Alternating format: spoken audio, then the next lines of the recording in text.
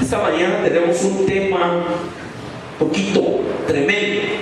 Imagínense, es un tema que la Biblia aborda o habla de él 417 veces. Yo creo que algo que el Señor toca tantas veces es porque es muy trascendente, y es muy trascendente. Vamos a hablar acerca del pecado. ¿Por qué? El pecado nace no en el huerto del Edén, sino nace mucho antes, cuando hubo la rebelión angelical, que la palabra nos enseña, cuando aquel ángel hecho perfecto se pervirtió a sí mismo y se convirtió en lo que conocemos hoy como Satanás. Desde ahí viene, había ya rebelión angelical.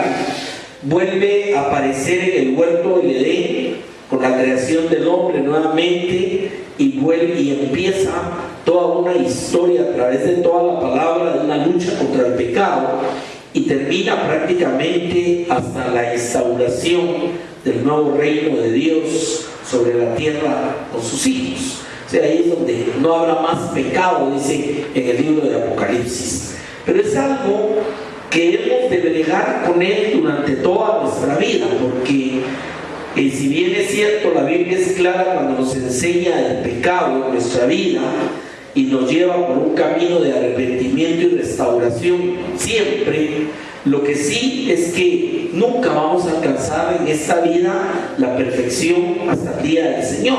Es algo con lo que tenemos que bregar. Tampoco es excusa para decir, ya veo, como nunca vamos a vencer, entonces no importa. No, todo lo contrario. Ahora, hay muchas cosas en la humanidad que preocupan, porque contaminan, destruyen y tienen un potencial tremendo de contagiarse y extenderse. Hemos tenido las llamadas pandemias durante mucho tiempo, temas como el cólera, el SIDA, que no lo han logrado erradicar, e incluso hay virus informáticos que destruyen sistemas, hay plagas. Recientemente oyeron ustedes el tema de lo del ébola, que crea una expectativa y una preocupación. Ponen países en cuarentena porque puede destruir, tiene el potencial de contagiarse y destruir países enteros y extenderse. Hay mucha película que han hecho de fantasía, de virus que han destruido a la humanidad, etc. Sin embargo, es interesante que se preocupan mucho de este tipo de enfermedades y virus, pero casi nadie habla del pecado. Al revés, el hombre ha buscado la manera de ponerle otro nombre, o sea, de llamarle diferente. La palabra solamente de pecado viene a ser como algo insultativo, viene a ser como algo muy confrontativo. Entonces la misma teología a veces ha evitado como confrontarlo y llamarle de otras formas. No digamos la sociología, la antropología, otras ciencias que tienen que ver con el comportamiento humano, nunca le van a llamar pecado. Por ejemplo, al homosexual nunca le van a decir, mire, eso es pecado. No, van a haber muchas justificaciones, y es importante verlo porque en toda la historia de la humanidad el pecado está latente durante todas las épocas de diferentes maneras, y también porque finalmente fue lo que llevó a Jesús a la cruz del Calvario. Decía un pastor cubano que a mí me gustaba mucho, que lo oí hace tiempo, decía, ¿quién mató a Jesús? Y empezaba a dar una serie de explicaciones interesantes. Decía, fueron los romanos. Bueno, fueron los autores materiales. ¿Quiénes fueron los que lo mataron? Bueno, fueron los sacerdotes judíos por envidia, y empieza a dar una serie de explicaciones, pero al final da una respuesta que no nos gusta. Dice, no, los que mataron a Jesús fuimos nosotros, porque murió por el pecado de todos nosotros. Entonces es interesante, por eso le digo, es una palabra que no confronta mucho, pero que existe y que tiene un potencial terrible de destruir la vida del hombre. Los conceptos que nos da la Real Academia Española acerca del tema del pecado, primero dice que es una transgresión voluntaria de preceptos religiosos. O sea, la primera definición es una definición de religión, o sea, transgresión voluntaria. Eso sí es importante. O sea, el pecado no es algo que me caí, me arrastró, sino siempre hay una porción de voluntad del hombre. La segunda connotación que le da es que el pecado es apartarse de lo recto y justo o faltar a lo que es debido.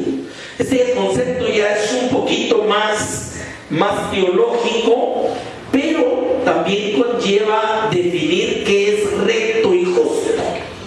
Hace muchos años me invitaron a un almuerzo especial para atender a unos señores que venían de un país árabe, y yo acompañé a unas autoridades en ese almuerzo, y el tema que salió sobre la mesa era simpático porque había uno de ellos que era divorciado, se estaba terminando de divorciar, en ese tiempo era el vicepresidente del Congreso de Guatemala, y para ellos no entendían cómo aquel hombre se estaba divorciando. Uno tenía 4 esposas, el otro tenía 3, el otro tenía 5. O sea, en el trasfondo cultural y religioso de ellos, tener 4 o 5 esposas era lo más normal del mundo. Y entonces se volvió tema en la mesa. A mí nunca se me olvida. Y mire, ¿y cómo regulan eso? Y la regulación era simplemente, mire, usted tiene que cumplir con una serie de conceptos, como no desatender a una por otra, no puede tener otra si no la puede mantener y tener bien. O sea, una cosa totalmente para nosotros, otro mundo, ¿me entiende? Entonces, bajo un concepto, bajo una cultura y una religión como esa, pues tener varias esposas era lo más normal. En nuestra moralidad no se puede tener más de una esposa. Entonces, todo ese tipo de situaciones de lo recto y lo justo también están en función del trasfondo de qué es recto y justo. Y por eso, cuando hablamos de que pecado es apartarse de lo recto y justo, desde el punto de vista bíblico, lógicamente es Dios el que revela qué es lo recto y qué es lo justo. Recordemos que aún en la misma Biblia hubo una etapa en la patriarcal que los patriarcas tenían más de una esposa también. Se ve el caso de Jacob, de David, etc. Pero era un tema de revelación progresiva.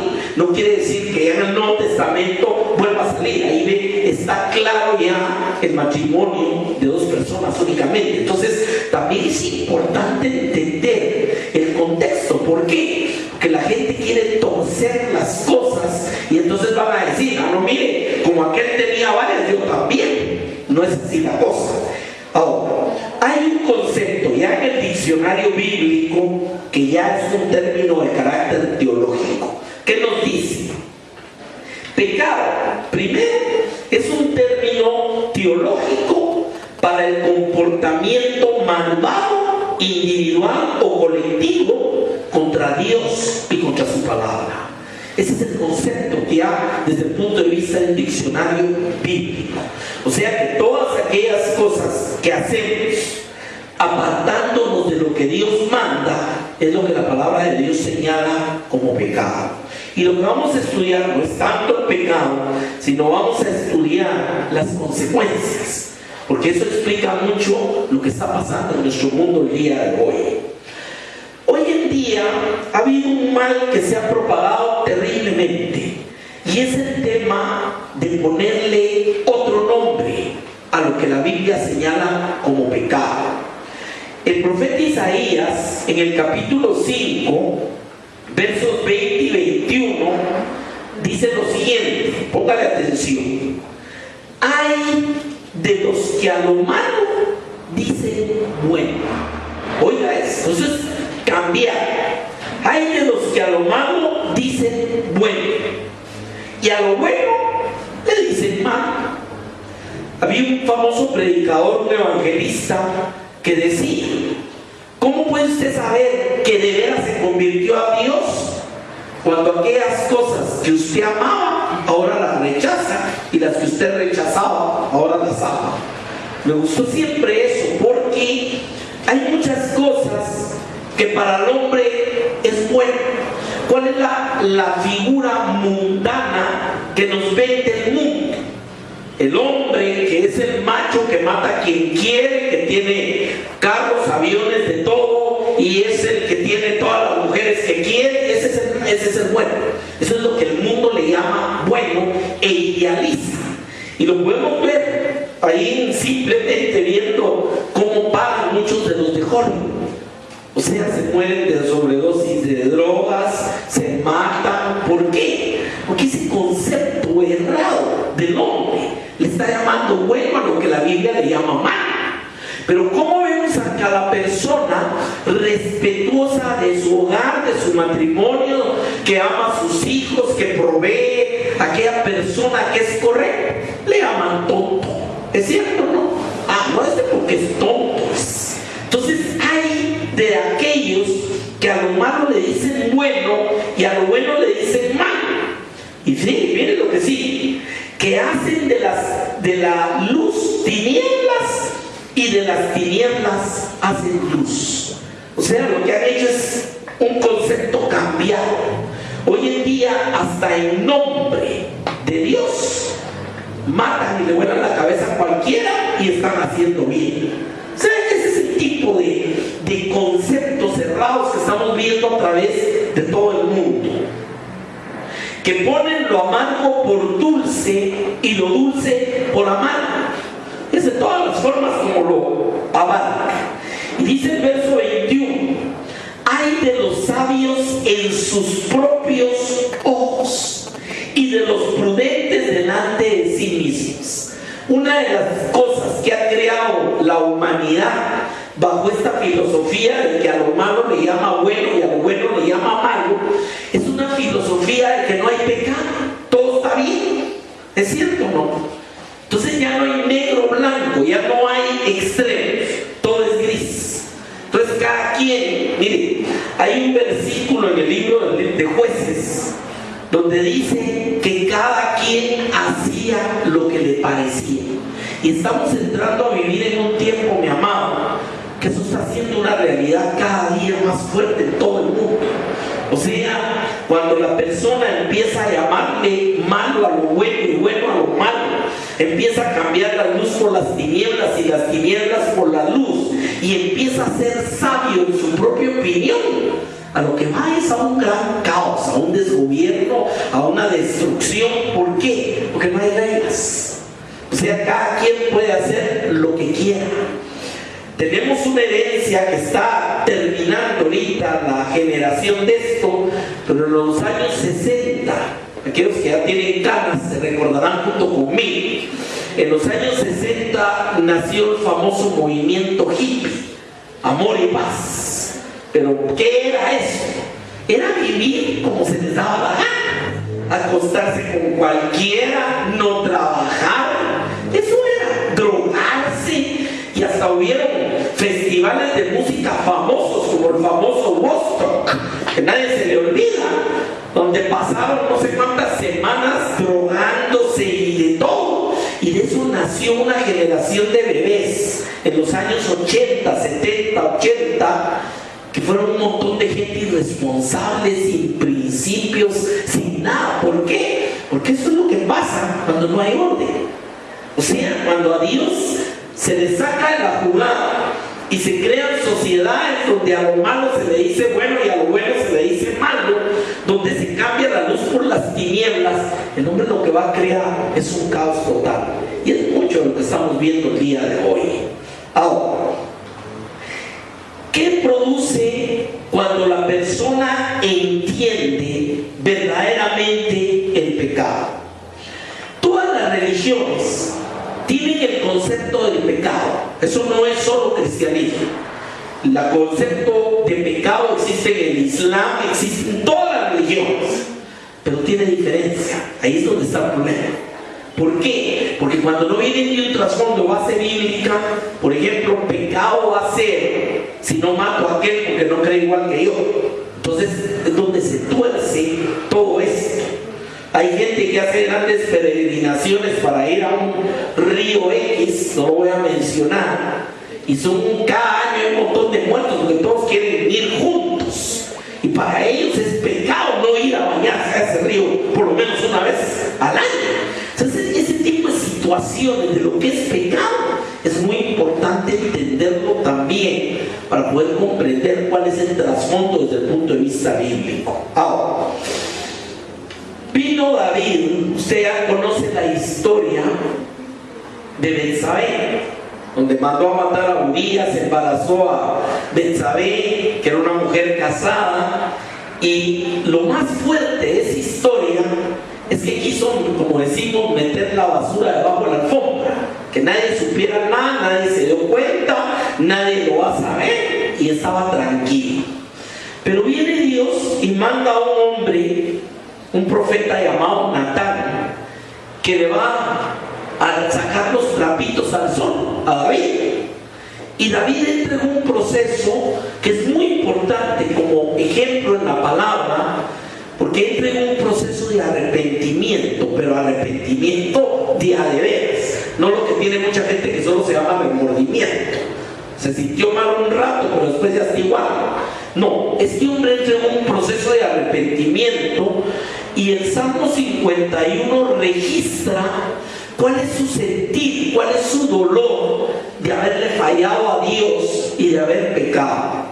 Dice en el Salmo 51:7, le está hablando David a Dios: purifícame con hisopo y seré limpio.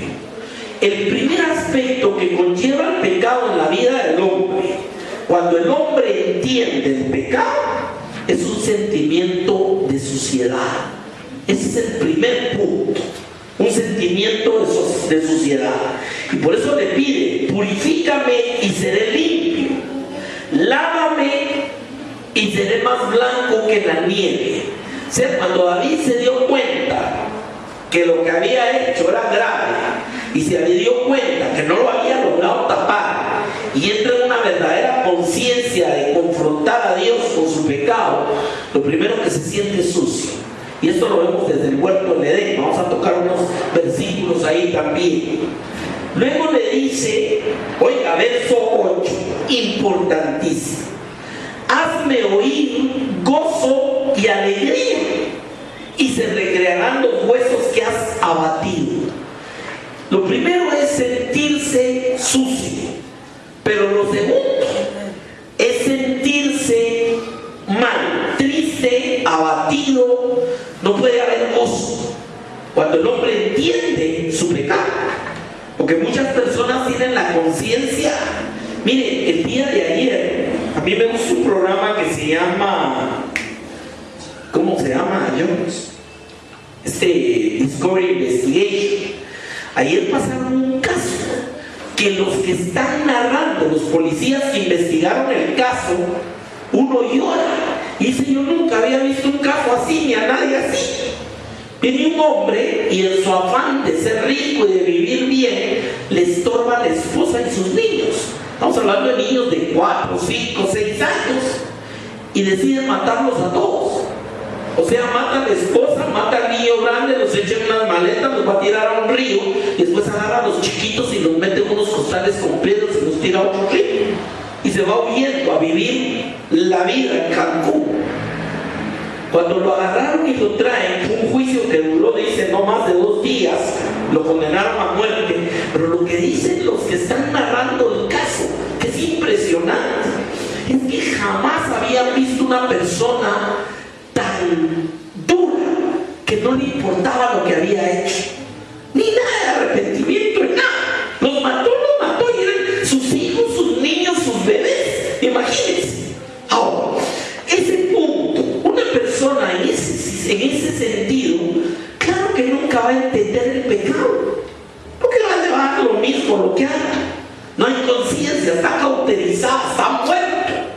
La verdad es que una persona así está muerta, y hay muchas personas, Dios nos guarde cruzarnos con ellos, que esos matan a cualquiera en el camino por 100 pesos, y ya no les importa, no hay conciencia, ¿me entiende? Ahora, cuando hay conciencia del pecado, va a haber sentimiento de suciedad. Como decía David: límpiame. Se acaba el gozo y la alegría. O sea, David entró en un periodo que ya no había gozo de Dios en su vida, ya no era el alegre David, ya no quería nada. Por eso le dice: se recrearán los huesos que has abatido. Y luego le pide en el verso 9: esconde tu rostro de mis pecados. El otro factor es la vergüenza.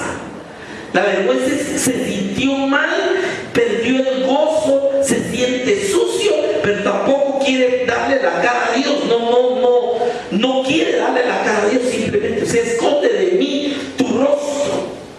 Borra todas mis maldades. Y aquí viene el clamor de la restauración, versículo 10. Crea en mí, oh Dios, un corazón limpio y renueva un espíritu recto dentro de mí. Mire, mi amado, yo le voy a decir algo. Hay muchas cosas que son riqueza que Dios nos ha dado y no las entendemos. Y una de ellas es una conciencia sensible a Dios. Mucha gente eso no lo aprecia. Pero mire, qué maravilloso que cuando usted sabe que hizo lo que no deba, se sienta mal. ¿Sabe por qué? Porque eso lo puede llevar a una reconciliación con Dios. ¿Correcto? Pero qué triste, casos como el que le contaba que vi ayer en ese programa. Gente que hace barrabasadas y le importa, no sienten nada. O reaccionan a los Judas. Judas no se arrepintió. Judas lo que tuvo fue remordimiento. ¿Y a qué lo llevó? Al suicidio. Hay gente que no puede soportar, que se siente mal por algo y se para matando. Eso solo complica más. Ahora, vemos entonces en el clamor de David qué es lo que produce a lo interno el pecado en la vida del hombre. Amén. Vamos a ver algunos elementos del pecado. ¿Dónde nace en la humanidad? Génesis capítulo 3, verso 6 en adelante. Vamos a seguir todo el orden de eso. Y vio la mujer que el árbol era bueno para comer y era agradable a los ojos y codiciable para alcanzar sabiduría. Una cosa que tenemos que reconocer y saber, y es parte del peligro, es que el pecado no es un monstruo con cachos y cola. No, se presenta como algo agradable, como algo codiciable. O sea, Dios les había dicho, miren, pueden comer de todo menos de eso. Ahí no toquen, ni se acerquen. Y eso es lo que les pareció codiciable. Eso les pareció agradable a los ojos y les pareció que era bueno para comer. Una de las características del pecado es que es codiciable. Es atractivo. Dígame, ¿a quién los patojos ahora miran las películas de narcos que hay tanta liga de eso? Y los patojos empiezan como a crear fantasía. ¡Qué bueno vivir! Eso sí es la vida que quiero. Con carros y guardaespaldas. O sea, es codiciable, ¿me entiende? Pero, oye, sigamos bien. Y tomó de su fruto y comió, y dio también a su marido, el cual comió así con él, como ella. Una de las implicaciones del pecado es que contamina a otras personas. Déjenme explicárselo de esta manera. Bueno, si a ella le gustó, ¿por qué no se lo comió ella y se acabó y ella hubiera tenido un lío con Dios? No, le fue a dar al otro. Y como era codiciable, el otro tampoco dijo no. Regularmente el pecado conlleva siempre que hayan otros que se impliquen en eso. O sea, cómo enganchan a los patojos para una mara, cómo los enganchan para una banda de ladrones, de secuestradores, de narcos, mostrándole la vida buena. Mira, es que ahí vas a tener esto y lo otro, y ya viene el otro igual y también se mete. O sea, el pecado lamentablemente no solo es atractivo y codiciable, sino también lleva al hombre a buscar más gente que se enrole en eso. ¿Por qué? Porque también es de alguna manera una forma de sentirse menos culpable. ¿Por qué? Porque como aquel también lo hace, y aquel otro, entonces todos lo hacemos, entonces ya me siento menos que si solo soy yo. ¿Y por qué empieza el rechazo cuando hay gente temerosa de Dios? Cuando hay gente que quiere hacer las cosas bien hechas. ¿Por qué hay rechazo? Porque no están caminando en el mismo desenfreno, dice el apóstol Pedro, que ellos. Entonces empieza persecución. Ah, no, mira, esos cuadrados. Ah, no, mira, esa chava, esas cuadrados, esas inaos. Entonces, todo ese tipo de situaciones llevan una búsqueda de enrolar a alguien más. Luego dice el verso 7: entonces fueron abiertos los ojos de ambos y conocieron que estaban desnudos. Esa desnudez es un sentimiento de incapacidad de poder estar enfrente de Dios. Por eso todo lo que viene ahorita son consecuencias. Pero cuando la persona se siente mal, muchas veces, lamentablemente, en vez de hacer lo que hizo David, de irle a pedir perdón, de ir a clamarle, de pedirle que lo limpie y que lo restaure, mucha gente lo que hace es irse huyendo de Dios. Eso es lo peor de todo. ¿Por qué? Porque se sienten mal, saben que está mal aquello. Entonces lo que hace, con el que se pelean es con Dios, como que Dios tuviera la culpa. Entonces aquí se dieron cuenta de cómo estaban, y lo que buscan en primer término es taparse. Dice: cosieron hojas de higuera y se hicieron delantales. Y déjeme decirle algo, mi amado. Muchos teólogos coinciden que esto es el nacimiento de la religión humana. Todas las religiones ofrecen hojas de higuera. O sea, yo sé que está malo, pero yo voy a la iglesia, yo hago esto, lo otro, yo cumplo con tal cosa, y viene toda aquella rutina de fiestas y de cosas que son formas de taparme delante de Dios. Y muchas veces lo que van creando es una hipocresía peor. ¿Por qué? Porque la gente en lo oscuro, por allá, está haciendo barrabasadas, pero el domingo están en la iglesia. ¿Me entiende el punto de esto, mi amado? Entonces dice la palabra: se cosieron hojas de higuera.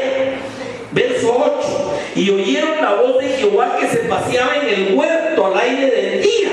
Y el hombre y su mujer se escondieron de la presencia de Dios entre los árboles del huerto. Hermano, ¿se da cuenta qué fue lo que hizo Dios cuando creó a Adán y Eva? Máxima bendición, comunión perfecta, tenían todo lo que necesitaban, a plena luz del día hablaban con Dios. Pero ¿qué produce el pecado? El pecado produce primero un sentimiento de desnudez, de no cobertura. En segundo lugar, produce una necesidad de hacer cosas para que me perdone Dios y taparme. Pero en tercer lugar, empieza a producir filosofías, pensamientos y cosas que son esos árboles donde el hombre trata de esconderse. Y déjeme decirle, aún el ateo no es otra cosa que un pecador escondido detrás de un árbol que se llama ateísmo, para no darle la cara a Dios. ¿Por qué? Porque mejor es más fácil decir: no, Dios no existe, que encarar a Dios cuando sabe que su vida está mal. Cuando vemos a los grandes, muchos de los grandes, desde el punto de vista de escribir libros y de muchas cosas, muchos de los grandes ateos terminaron matándose, terminaron en unas condiciones paupérrimas. ¿Por qué? Porque quisieron esconderse detrás de los árboles delante de Dios. Entonces la gente empieza: es que yo tengo mi propia religión, es que yo hago las cosas a mi manera, es que yo creo en Dios a mi manera. Eso no es otra cosa que árboles para esconderse de la presencia de Dios, porque saben que para confrontar a Dios cuando hay pecado tienen que llegar con la actitud de David. Y déjeme decirle, yo no le leí el Salmo 51 esa parte, pero David le dice: holocaustos y ofrendas te pudiera ofrecer, pero no es eso lo que tú quieres. Lo que quieres es un corazón contrito y humillado. A ese no vas a rechazar. Amén. Ahora, veamos este. Oyeron la voz de Dios, y el hombre y su mujer se escondieron. Mas Jehová Dios llamó al hombre y le dijo: ¿dónde estás tú? Y él respondió: oí tu voz en el huerto. Y oiga esta palabra porque es terrible. ¿Qué produce el pecado en la vida del hombre? Miedo. Amén. Oí tu voz y tuve miedo porque estaba desnudo y me escondí. Amén. O sea, hermano, es un virus destructivo, terrible, el hombre ni siquiera sabe cómo manejarlo en su vida. ¿Es cierto lo que estoy diciendo? No sabe. O sea, David tuvo que aprender a porrazo, hermano. Se empezó a sentir cucaracha, se empezó a sentir mal de todo lo que había pasado. Viene Natán y lo confronta, y entonces va a buscar a Dios. Mire, le voy a contar una experiencia que tuve en mi trabajo, porque me dio mucha lección. A raíz de una investigación que hicimos, andaban buscando a alguien muy cabezón, y estuvo escondido 4 o 5 meses. Y el día que lo agarraron, que lo encontraron en una casa escondido y lo agarraron, el hombre lloraba y le besaba la mano a los policías. Eso me lo contaron los fiscales. Y le digo, bien, ¿cómo? Dicen que el hombre estaba desesperado, ya no vivía, escondido en una casa con un montón de dinero, no podía ir a la tienda a comer un tortas. Que el día que lo agarraron estaba feliz de estar en el bote, pero ya no estaba con esa presión que lo andaban persiguiendo. ¿Se puede imaginar eso, hermano? Ese es el pecado. El pecado lleva al hombre a un estado que ya no quiere nada. Y la gente dice, pero ¿y no es feliz? Pues no, aparenta ser feliz a veces. Lo va a ver usted. ¿Por qué le entran duro al trago y a lo otro? Son formas de huir de su misma realidad. Ayer agarraron a un señor aquí en Guatemala, en una aldea, ahí salió en el periódico, que lo buscaba el FBI, imagínense, porque había matado personas en Estados Unidos, y el hombre tenía como 6, 7 años metido en la montaña, escondido. ¿Usted cree que ese hombre vivió en paz? Viendo que cada carro que pasaba podía ser que lo venían a traer. Sí, eso es lo que el hombre no entiende del pecado, hermano. El hombre cree que el pecado y que fuera tan mal, el que peque y reza en paz, será así la cosa. Mire, el sentimiento de todo lo que produce el pecado en el corazón del hombre, dice la Biblia, que es misericordia de Dios que nos lleva al arrepentimiento. ¿No será bendición eso, hermano? Mire, le cuento historias porque todos hemos vivido esto de una manera u otra. Yo tenía un hermano, ya murió él, que era muy travieso, y me hacía travieso a mí, yo era inocente. Pues un día nos echamos una lámpara de la casa, unos almendros, y no dijimos nada. Barrimos y ahí se quedó la lámpara con un pedazo quitado, y callaron la boca, que si no mi papá se iba a poner muy bravo. Miren, fueron días terribles. Miren, ¿a qué horas iban a dar cuenta? Cada vez que entraba mi papá lo queríamos sacar de la sala. Miren, eso es lo que produce. Las cosas malas que hacemos no dan paz. Mentiras del diablo. Y si usted tiene paz a pesar de hacer cosas malas, tenga cuidado, porque puede ser que su conciencia se está cauterizando. ¿Entiende el punto de esto? Ahora, respondió y tu voz y tuve miedo y me escondí. O sea, viene Dios y le dice, verso 11, ¿quién te enseñó que estabas desnudo? ¿Has comido del árbol que yo te mandé que no comieses? Y aquí me quiero detener un momentito. ¿Habrá alguien que haga algo mal y que no sepa que era mal? Miren, ese es el cuento más viejo que hay. Así yo no sabía. Por eso trae un artículo en la ley del organismo judicial que dice que nadie puede alegar ignorancia de la ley. O sea que si alguien trasciende una ley no puede decir, mire, el señor juez dice que yo no había leído esa ley, nadie me dijo. Nadie puede alegar. ¿Me entiende? O sea, definitivamente el hombre siempre sabe las que ha hecho. ¿Cuántos sabemos eso? No sabe, no se lo tiene que enseñar. A veces, mire, ¿y eso es malo? Pues, claro que lo sabe. Ahora, ¿qué sucedió? ¿Qué le respondió el hombre? Versículo 12. La mujer que me diste por compañera. Aquí entramos en otra etapa. ¿Cómo se tapa el pecado el hombre? Buscando otros culpables. No mires que yo no tengo la culpa. Mire, si yo soy una mansa paloma, A mí me indujeron a eso. Mire, yo no dudo que hay momentos en la vida y hay muchos delitos donde hay una inducción involuntaria, pero con el pecado la cosa es diferente.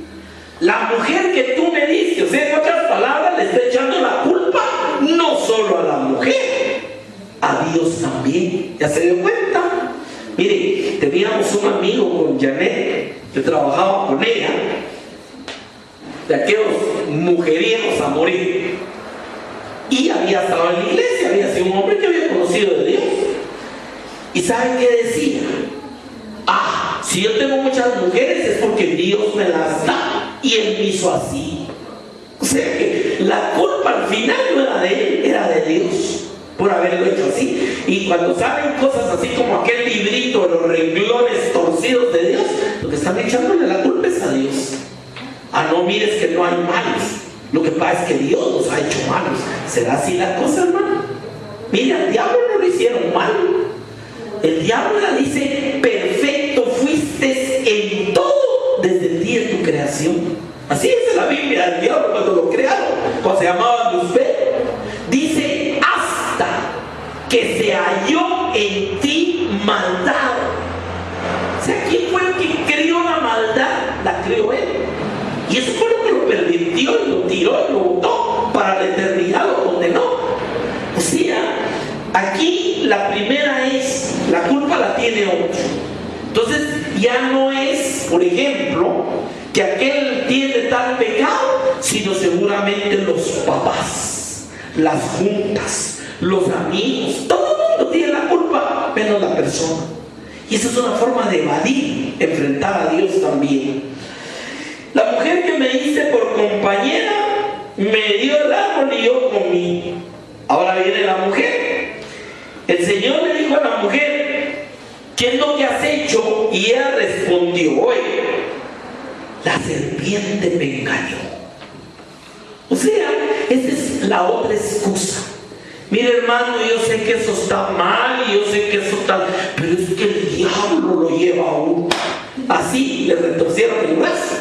Así de la boca lo llevó el diablo. ¿Sí o no? O sea, me entiende el punto. Pero todo lo que estamos viendo, la mujer que tú me diste, la serpiente, el árbol donde me escondo, las hojitas de higuera, todo son formas de no encarar. Sí, Señor, yo pequé contra ti. ¿Qué les vino a enseñar Jesús en la parábola del hijo pródigo? Cuando aquel muchacho volvió en sí en la porqueriza, ¿qué fue lo que dijo? Le voy a decir: Padre, tú tienes la culpa porque me dejaste ir si sabías que me iba a pasar eso. No, volveré a mi Padre y le diré: he pecado contra el cielo y contra ti, ya no soy digno. ¿No? ¿Qué les estaba enseñando Jesús, hermano? Que el camino de regreso es confrontarse con Dios. ¿Qué fue lo que aprendió en carne propia David? Que no podía tapar el sol con un dedo ni esconderse de Dios, y que lo único que le quedaba era confrontarle y decirle: Señor, límpiame, hazme blanco, esconde de mí tu rostro. ¿Me entiende por qué? Porque ese es el proceso real de arrepentimiento, cuando entendemos el pecado lo que hace. ¿Correcto? Ahora, alejarse de Dios por el pecado es como que a usted le digan: mire, aquí está la medicina, y usted salga corriendo y diga: no, entre más lejos está la medicina, mejor. ¿Me entiende? Y por eso hay gente que lo que hace es caer como aquellas bolas de nieve. Pecaron y no se arrepintieron, vuelven a pecar y ya se sienten menos mal, vuelven a pecar otra vez, ya se alejaron de Él y ahí van para abajo, para abajo, para abajo. Y bendita misericordia que dice que nadie se va tan lejos que no lo puede alcanzar Dios. Pero ¿después de qué? De una vida destruida, de una vida hecha pedazos, y donde se llevan de corbata a un montón de gente amada de ellos mismos. ¿Es cierto lo que digo o no? Esas son las consecuencias del pecado. Ahora, capítulo 3, verso 17. Sigue hablando Dios con ellos y le dice al hombre: por cuanto obedeciste a la voz de tu mujer comiste del árbol que te mandé diciendo, no comerás, maldita será la tierra por su causa, y con dolor comerás de ella todos los días de tu vida. El pecado trae maldición. Ese es el otro tema.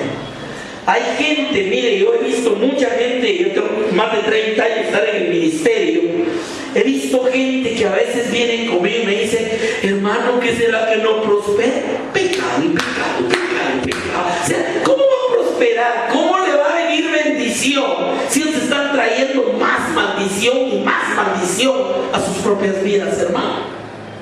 ¿Me entiende? O sea, la maldición vino como consecuencia del pecado del hombre. Ese es otro de los elementos. Y déjeme decir, eso no fue en el huerto de Edén. Eso es hoy, todos los días, en todo el mundo. El que peca sigue trayendo maldición a su vida. Y es donde vienen las preguntas. Ay, ¿por qué será que a mí me pasa eso? Examine, revise. Amén. No digo que siempre, porque a veces hay otras situaciones y otras circunstancias, pero de que va a traer maldición, la va a traer. Ese es el problema. Y lo peor es que alcanza a sus propias generaciones, hermano. ¿Qué culpa tenían esos muchachitos que este desvencijado mató? Eso es traer maldición sobre su propia familia. Ahora, vamos a entrar en un tema que está en Romanos otra vez. Me gusta Romanos. Uno de los elementos de la maldición trasladada no es que nos haga un pecado heredado, sino lo que trae es mal ejemplo, costumbres, o sea, cómo es criado los hijos en un hogar donde no ha habido respeto a Dios, hermano. ¿Qué es lo que están mamando? ¿Qué es lo que están viendo? Por eso también hijos creados en hogares cristianos también tienen doble responsabilidad. Amén. Veamos esto. Romanos capítulo 5, verso 12. Por tanto, como el pecado entró en el mundo por un hombre, ¿quién fue? Adán. Y por el pecado, la muerte. O sea que todavía se trajo a otro más. Venite conmigo vos. Por eso dicen que peque morirá. Y ojo, recuérdense que en la palabra de Dios hay dos muertes, no solo una. La muerte primera es la física, pero hay una muerte que es la más terrible, que es la muerte espiritual, la separación por la eternidad de Dios. ¿Qué es lo que trae como consecuencia el pecado en la vida del hombre? Trae muerte. Y no solo la muerte física. ¿Qué fue lo que pasó en el huerto de Edén? Los dejó ahí el Señor, va pues, quédense aquí, ya estuvo. O los echó de ahí. Se los echó. Y empezaron, ¿qué? A envejecer hasta que se murieron. Y empezaron a cosechar su mismo pecado. Su propio hijo mató al hermano por envidias y un montón de cosas. Y ahí es donde empezamos a ver ya el distorsionamiento de que por un hombre pecó, entró el pecado, y dice, así pasó a todos los hombres por cuanto todos pecaron. La palabra de Dios es muy clara, dice que no hay uno que no peque. Todos pecaron, todos están destituidos de la gloria de Dios. El plan de salvación de Dios no es dos alternativas, es una. No es, si crees en Jesús te salvas, si no crees te pierdes. No, perdidos ya estamos. Lo que te da es opción de creer en Jesucristo para salvación. ¿Me entiende el punto? Es, o sea, que entró y pasó a todos, y lamentablemente se ha vuelto el amo y señor a través de los propios deseos del hombre. ¿Es cierto o no es cierto? Esas son las implicaciones del pecado. En Romanos 6:12 la palabra dice, no reine pues el pecado en vuestro cuerpo mortal, de modo que lo obedezcáis en sus concupiscencias. Hay muchas cosas en el cuerpo natural que no son malas por sí mismas. ¿Necesita usted comer? ¿Será pecado comer? Ahora, ¿será pecado la gula?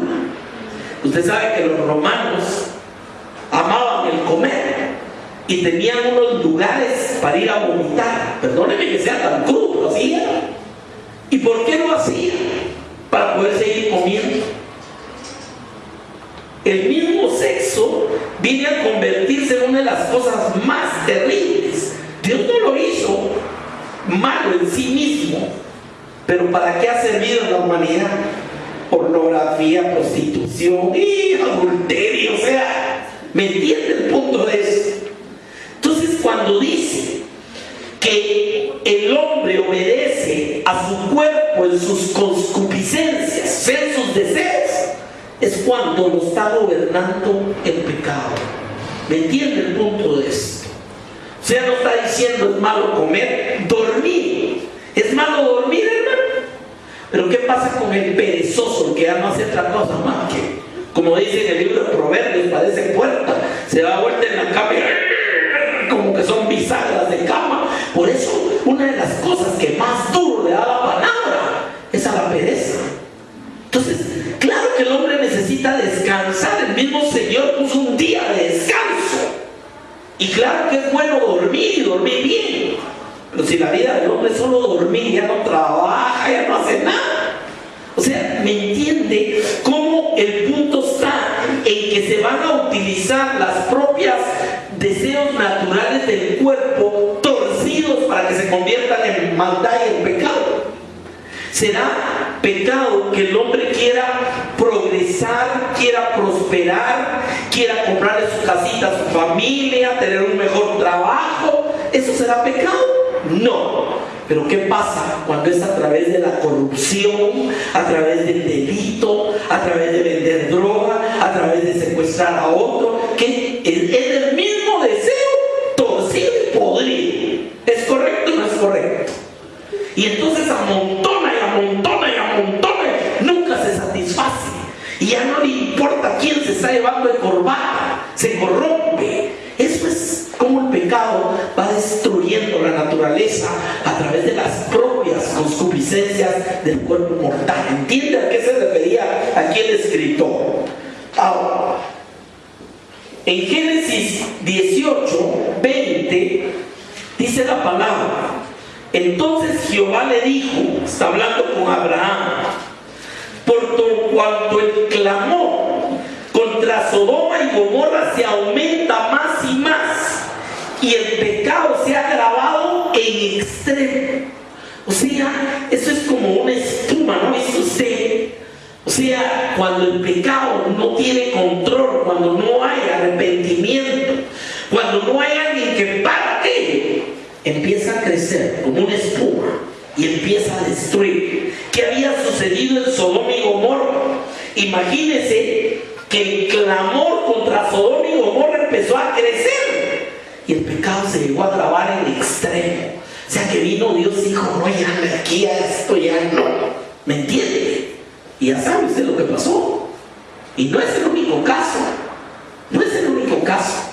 O sea, el pecado es algo que puede crecer y desbordar el corazón del hombre. Y va a traer sufrimiento, dolor, apartamiento de Dios. Hay un versículo, se me olvidó ponerlo en lo que estamos viendo, donde dice Dios: he ocultado mi rostro de ustedes a consecuencia de su pecado. O sea que puede un momento que Dios diga: ok, usted sabe por qué en la cruz Jesús dijo: Padre, ¿por qué me has desamparado? ¿Qué fue lo que pasó en ese momento, hermano? Teológicamente la Escritura nos enseña que todo nuestro pecado fue puesto ¿sobre quién? Sobre Él, en esa cruz. Hubo un momento, un instante, no sabemos cuánto fue, en que el Padre tuvo que ocultar su rostro del Hijo, que estaba llevando todo el pecado de nosotros encima. ¿Me entiende el punto de esto? Por eso le digo: ¿por qué me has desamparado? ¿Será que Jesús espiritualmente sintió que no estaba el Padre? Sintió que había habido un momento de separación a consecuencia del pecado. ¿De quién? De todos nosotros. ¿Entiende el punto de esto? Y esa es la muerte segunda, la separación eterna de Dios a consecuencia del pecado del hombre. Por eso, mire, decía un hermano es más fácil salvarse que perderse. ¿Por qué? Porque Dios va a hacer de todo para que usted lo entienda y le dé su corazón y salga de ahí. Amén. ¿Cierto o no?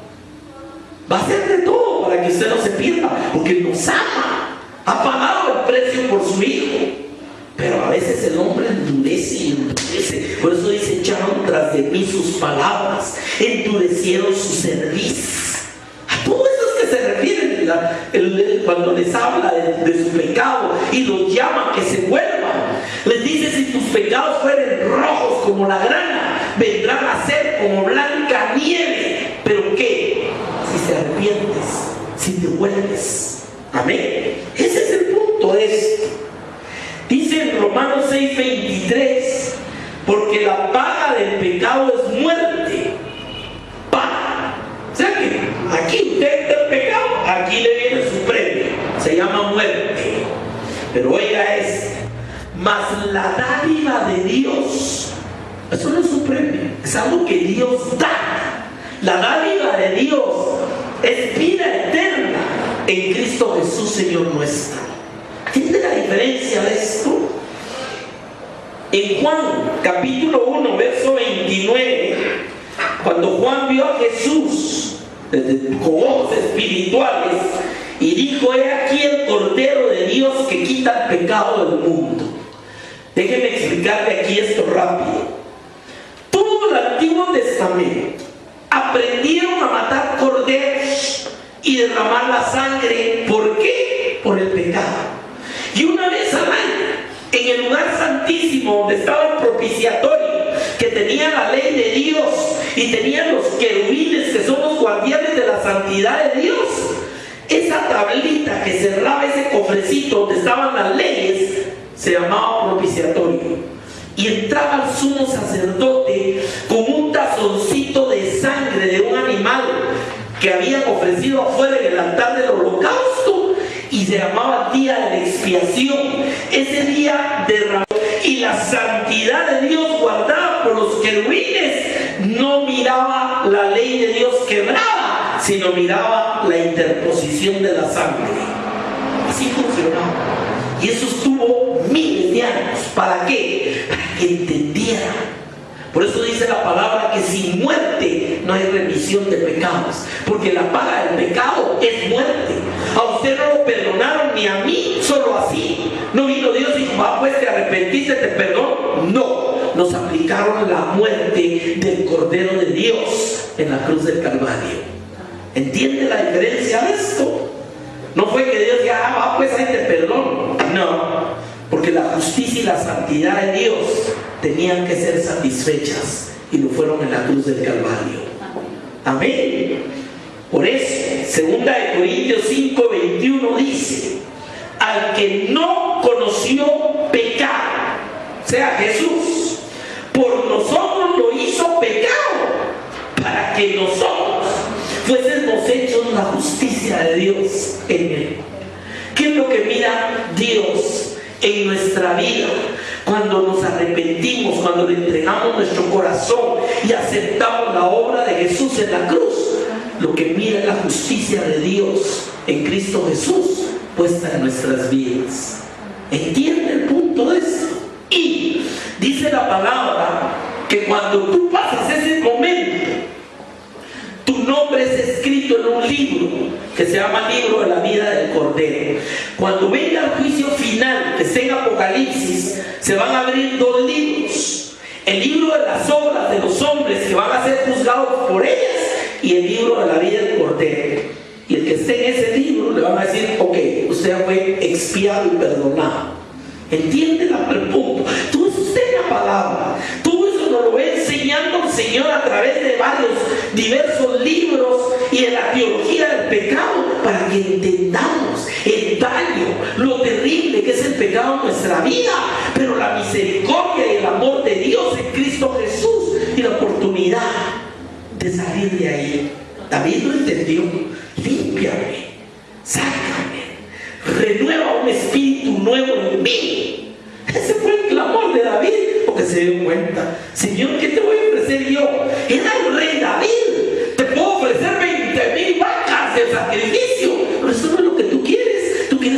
corazón contrito y humillado delante de ti, a ese no desprecias. Por favor, lea en su casa el Salmo 51.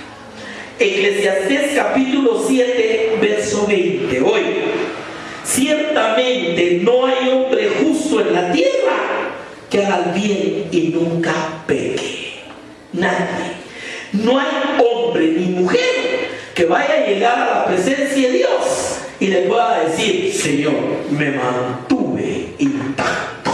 No es cierto, hermano. Nadie. Le quieran llamar y poner los colochitos que quieran, la palabra es tajante. No hay hombre que no peque en la tierra. Por eso todos necesitamos ¿de quién? De Jesucristo. Claro. Termino con primera de Juan 1:9 y 1:10. Si confesamos nuestros pecados, Dios es fiel y justo para perdonar nuestros pecados y limpiarnos de toda maldad. Dios no te está diciendo si te rompen las rodillas, si cargas la iglesia tú. No. Es que si te rompes, si te das, si te latigas. Dios no está diciendo eso. ¿Qué es lo que está diciendo? Si confesamos nuestros pecados, eso es lo único que está pidiendo. Y claro, con un corazón como el de David, no como locos. Dice: Él es fiel y justo para perdonar nuestros pecados y limpiarnos de toda maldad. Pero oiga la advertencia, verso 10. Si decimos que no hemos pecado, le hacemos a Él mentiroso y su palabra no está en nosotros. O sea, el religioso que dice: yo no le he hecho nada mal a nadie, yo hago esto, yo hago lo otro, yo creo en Dios, yo voy a la iglesia. Perdónenme, si no se ha puesto a cuentas con Dios en Jesucristo, no puede decir no he pecado. Amén. Hermano, termino con eso. Tener conciencia de nuestro pecado es un regalo de Dios. Hay mucha gente que ni siquiera sabe que es pecador. No se sienten así, se sienten muy buenos. Segundo, conocer claramente que hay un camino, y ese camino es el arrepentimiento. El arrepentimiento es lo que tuvo David, y pedir misericordia y perdón, y la única forma es aceptando a Jesucristo. Amén. Somos cristocéntricos 100%, porque hay un solo Dios y un solo mediador, que es Jesucristo, y porque Jesús dijo: yo soy el camino, la verdad y la vida, y nadie viene al Padre si no es por mí. Y dice el escritor de Hebreos que Jesús en su cuerpo y su sangre nos abrió el camino al trono de la gracia. Vamos a orar esta